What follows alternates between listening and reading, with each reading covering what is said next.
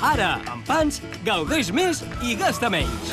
A la nova zona 1 euro de Pans tens una gran varietat de fantàstics productes a 1 euro. Sí, a 1 euro. Descobreix la zona 1 euro de Pans. Aquí sabem el que és bo. Aquí, Pans.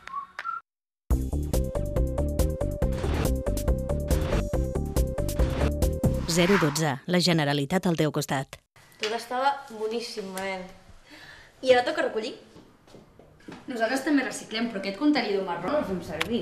És el contenidor de matèria orgànica. Serveix per reciclar les restes de menjar. Les peles de fruita, els ossos, els trossos de carn, les espines de peix, el marro del cafè, però no les restes d'aliments envasats.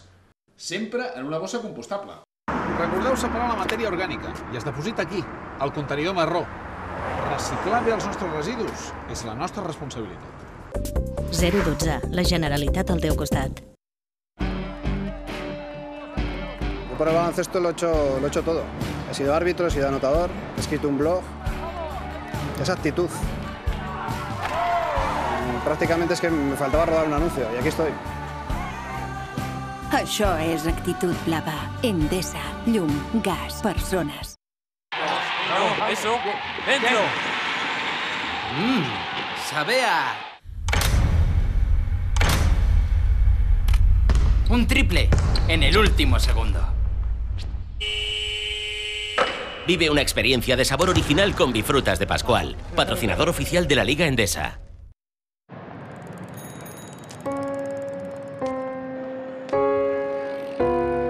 Parlis el que parlis, naveguis el que naveguis, a Orange tenim una tarifa per tu. Fes el salt, tria la teva i comença a estalviar i emporta't l'smartphone o tauleta que vulguis sense terminis ni complicacions.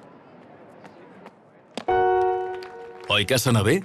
Tu vida canvia con Orange. Amb la teva tarifa ballena, emporta't aquest smartphone i aquesta tauleta Samsung per només 129 euros.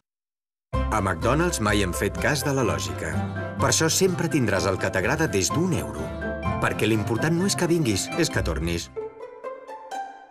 I ara descarrega't a la nostra web els cupons i disfruta de les millors ofertes de McDonald's. La nueva gama Kia Ceed tiene la clave del éxito.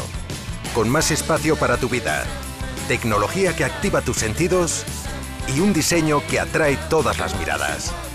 Nueva gama Kia Ceed, desde 11.400 euros. Calidad con 7 años de garantía. Kia. Ahí.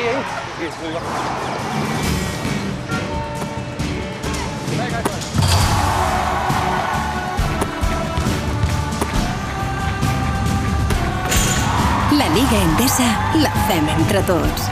Això és actitud blava. Endesa, llum, gas, persones. No, eso, dentro. Sabe a...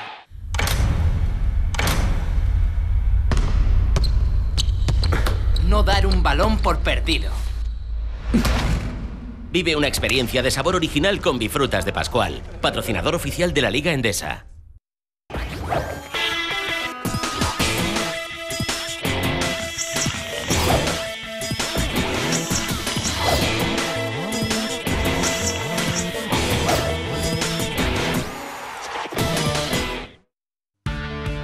Si l'handbol és la teva passió.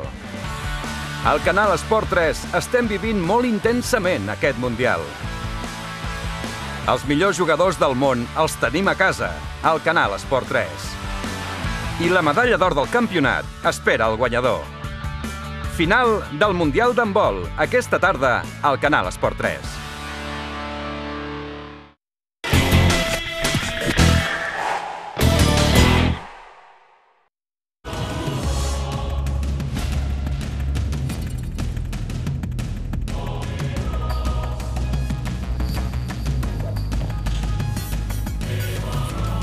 Patrocinador principal, Endesa.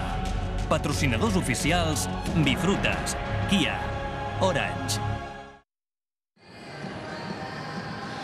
Bona tarda de nou des del Palau Blaugrana, després d'una mala primera meitat de tots dos equips, 29-32, una miqueta pitjor el Futbol Club Barcelona, però ara hem de parlar de la jornada d'ahir amb triple victòria visitant. I ajustades victòries, sobretot la derrota del València. Contra el València, 3 derrotes consecutives, va perdre també l'At7. Sí, no és un bon moment per Asovic i els seus. Un cop de dits final de Impressionant, la veritat és que és boníssim. Joan Ferran, impressionant, eh? Joan Ferran ens informa. El València va encaixar la tercera derrota seguida contra un equip de la part baixa. Si ja havia caigut contra el Lagunaro i el Fuenlabrada, ho va fer contra un Múrcia que es va endur el partit en un final increïble. Els de Perasovic van dominar la primera part, liderats per un Vítor Faberani, que vol recuperar el nivell de principis de campionat. El català Rafa Martínez va fer 14 punts i va arribar als 3.000 a la Lliga. Però a la segona part el Múrcia va reaccionar de la mà de Matt Gatens, autor de 21 punts. Quan faltaven 7 dècimes, Pau Ribas feia l'empat a 94 i semblava que el partit acabaria a la pròrroga. Però amb només 7 dècimes, el Múrcia va fer una jugada de pissarra perfecta i aquest palmeig del nord-americà Tilly va donar la 8a victòria als murcians. A Sevilla, el Caja Laboral es va refer de la derrota contra el Barça a l'Eurolliga. A la pista del Cajasol, els de Sant Tàbac sempre van dominar el partit, tot i que els andalusos mai van llançar la tovallola. L'aparició de Nocioni i Nemanja Bjelica al segon quart va servir perquè el Caja Laboral obrís les primeres escletxes. Els vitorians van tenir un màxim avantatge de 18 punts i en els últims minuts, 2 triples seguits de Bjelica van sentenciar l'enfrontament. El Fuenlabrada, mentrestant, va sumar la segona victòria seguida a la pista de l'Obradoiro, un resultat que perjudica els interessos del Manresa. Els madrilenys van portar la iniciativa en el marcador, però l'Obradoiro va aconseguir capgirar-lo i a l'últim quart guanyava de 6 punts. Però l'encert de Robert Purt en els minuts finals i els seus 18 punts van donar el triomf als de Trifon Poc. Bé, de fet, Fuenlabrada s'allunya de les posicions de descens. Dues victòries consecutives. La setmana passada davant del València amb actuació estel·lar de Feldheine i la d'ahir. Això fa que sumi 6 victòries i obre una petita escletxa a la part final de la Parlem de bàsquet femení. A punt. I no parlarem d'on és la seu de la Copa de la Reina perquè la cosa té nassos, eh? Parlem que ahir l'Uni Girona va estar a punt de guanyar. A punt. Va fer un gran partit. Clar, davant tenia el líder, és el líder actual de la competició. I gran favorit, jo diria. Jo crec que sí, que és el Ribas, però va estar a punt de guanyar-lo. Gran partit, doncs, de l'Uni Girona, que va perdre al final per 61 a 63. La barcelonina Ana Cruz en aquesta acció individual va donar la victòria al Ribas Ecópolis a la pista de l'Uni Girona per 61 a 63. Després d'aquesta cistella, l'equip que entrena Ana Caula disposava només de 3 segons i 2 dècimes per intentar evitar la derrota. L'usonenca Noemí Jordana, que duia 4 triples de 5 intents, va ser l'encarregada de jugar-se la desesperada i des de la llarga distància un últim llançament, que no va trobar el cèrcol i es va confirmar el triomf de les madrilenyes. Va ser un partit amb moltes alternances. Semblava que el Ribas tindria un partit plàcid, ja que va dominar amb autoritat el primer quart, que va acabar amb el resultat de 9 a 22.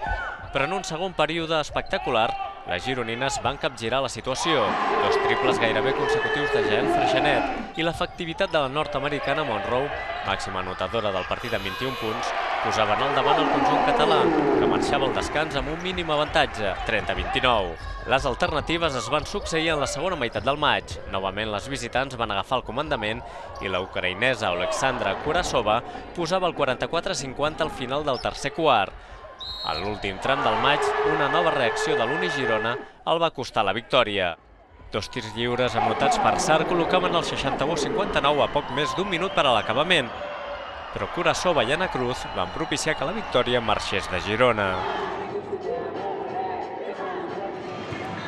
Molt bé, parlem ara de la Lliga Alep amb una derrota per un puntet de diferència només del Lleida, una pena. Sí, una peça complicada, és una llàstima perquè havia sumat la setmana passada, però bé, continua treballant a Lleida.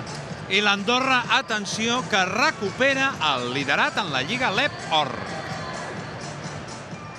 El Força Lleida va caure a la pista de l'Osca, un rival directe amb qui ha quedat empatat a 7 victòries i 9 derrotes. Els lleidatans van dominar la primera meitat gràcies a un joc fluid, i en què va destacar un inspirat Sergi Pino. El Força Lleida va tenir un màxim avantatge de 14 punts, però l'Osca va capgirar el marcador amb un parcial de 15-0. La segona part va ser molt igualada i el duel no es va decidir fins als últims segons. Una cistella del base català Lluís Costa, quan faltaven 5 segons per al final, donava la victòria als locals. A l'última possessió, James Johnson no va trobar el camí a cistella i el triple desesperat de Mangano no va tocar el cèrcol.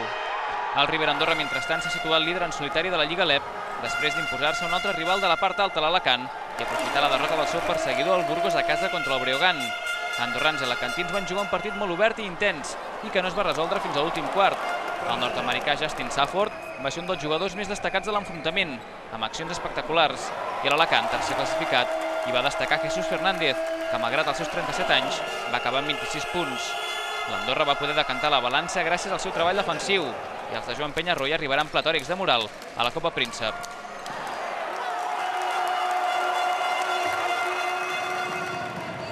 Molt bé, el Barça ve a jugar aquesta tarda contra el Melilla a les 5 de la tarda, però ara parlem d'un històric del bàsquet badaloní i del bàsquet català que va estar en la màxima categoria, el Sant Josep de Badalona. Té problemes amb la seva pista. Té problemes amb la seva pista, necessita per adequar-lo uns diners. No són molts. El dia 2 de febrer faran a la plaça aquella de la Plana, al costat de la seva pista del centre parroquial. El centre del bàsquet de Badalona. És brutal allò, passaves de cantó i de pavelló a pavelló. I el Sant Josep ha fet aquest vídeo una miqueta per engrescar la gent, que està molt bé, i nosaltres el volem reproduir aquí. Sant Pep continua. Ajuda'ns.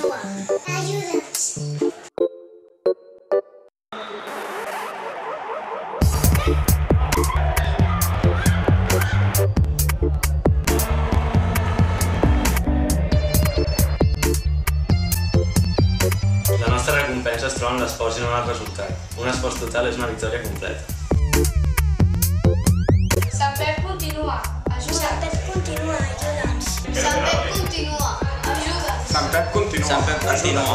Ajuda'ns. Sant Pep continua. Ajuda'ns. Sant Josep continua. Ajuda'ns. Sant Pep segueix. Ajuda'ns.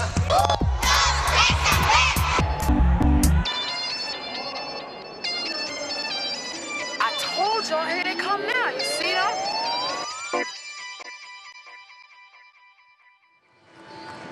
Molt bé, salvem el Sant Josep, demanem al Bisbat, que és el propietari d'aquesta pista del centre parroquial. Hi ha molts clubs amb problemes. Sensibilitat. El Roser no va poder ser, tot i que va fer els arranjaments, doncs esperem que el Sant Josep això no passi i continuï. Sí, senyor.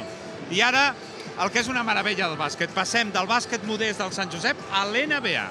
Nacho. Explica'm coses. Doncs t'explico, per exemple, que Minnesota ha perdut per un puntet de diferència. Sí, senyor. Que els Clippers han perdut... I ha jugat molt bé Enrique, oi? Correcte. Que els Clippers han perdut per un puntet de diferència. I que els Knicks de Nova York, Déu-n'hi-do, han caigut per 17 punts a Filadèlfia. Ara és el torn de Jordi Martínez. Bon partit de Ricky Rubio aquesta matinada a Charlotte. El català de nou titular ha fet 14 punts i ha donat 8 assistències. Ha estat el jugador més ben valorat del partit, però els Timberwolves han tornat a perdre. I això que els de Minnesota han arribat a tenir 18 punts d'avantatge. Però quan els Bobcats han passat a controlar el joc sota els taulers, el marcador s'ha igualat. Kirilenko, a més, s'ha endut un record en forma de cop de colze. Quin mal! Al final, un triple de Gerald Henderson ha suposat la novena derrota dels Wolves en els últims 10 partits. De la resta de partits, destaquem la derrota dels Clippers, segona seguida, a Portland. Batum, 20 punts, ha estat el líder dels locals, mentre que Blake Griffin, amb 24, ha estat el millor dels angelins. Als últims segons, Jamal Crawford ha tingut la victòria a les seves mans, però ha esgarrat el tir. I acabem amb Houston amb un nou festival de James Harden. 29 punts per a ell i cistelles per a tots els gustos. Deron Williams n'ha fet 27, però li ha dit alguna cosa gruixuda a l'àrbitre i ha acabat expulsat. Bé, novament des del Palau a punt de començar la segona meitat. Víctor, tema Navarro. Sí, Navarro ha demanat el canvi a l'inici de partit quan veiem una de les 3 faltes que ha comès ante Tomic, Nacho. Aquesta és quan ha sortit des de la banqueta, evidentment es mou, hi ha un bloqueig, realment se li pot xiular falta personal, però la veritat és que avui... Acabava d'entrar, li han pres el número 1. Navarro.